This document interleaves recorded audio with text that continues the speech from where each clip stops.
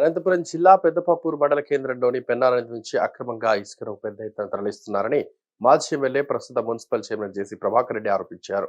ఈ నేపథ్యంలో చెలో పెద్దపప్పూరుకు పిలుపునిచ్చారు. అనంతరం జేసీ ప్రభాకర్ రెడ్డి పెన్నా నది వద్దకు వెళ్లి పరిశీలించగా ఇసుక రవాణా నిలిపివేసి నదిలోకి వెళ్లే మార్గాలను సైతం మూసివేశారు. ఇసుకను అక్రమంగా తరలిస్తే ఊరుకునే ప్రసక్తే లేదని ఈ సందర్భంగా జేసీ ప్రభాకర్ రెడ్డి పేర్కొన్నారు. అక్కడ గణపతి ఎస్ఐ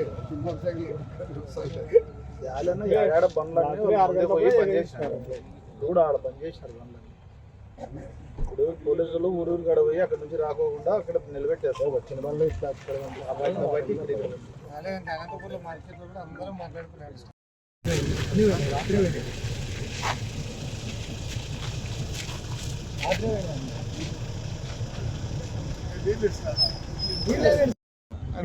పచ్చగుడ్డ ఏంటి విగ్రహాలు మన ఆయన విగ్రహం ఏడ లేదురా. మన ఆయన విగ్రహం ఎవరో మన ఆయన ఎంతమంది విగ్రహాలు ఉన్నాయండి. ఒకరికన్నా ఎమ్మెల్యే గారు ఇప్పుడు ఆయన మోసం చేసి తిరిగేయాలి కానీ ఇది మోసం చేసి